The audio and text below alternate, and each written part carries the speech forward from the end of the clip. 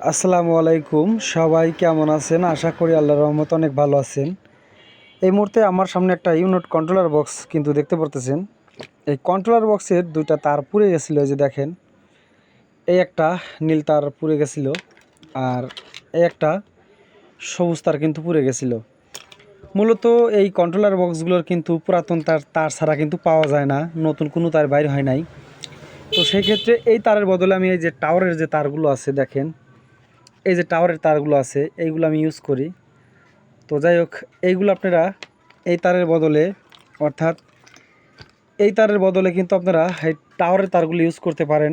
অর্থাৎ ওগুলো তো কালার হয় শুধু নীল আর কালো, সবুজ হলুদ এরকম টেপ দিয়ে আপনারা কিন্তু, এই যে আমার মতো, এই যে এটা কিন্তু কালো তার ছিল, এটা কিন্তু কালো তার ছিল, আমি সবুজ কালার করে নিয়েছি।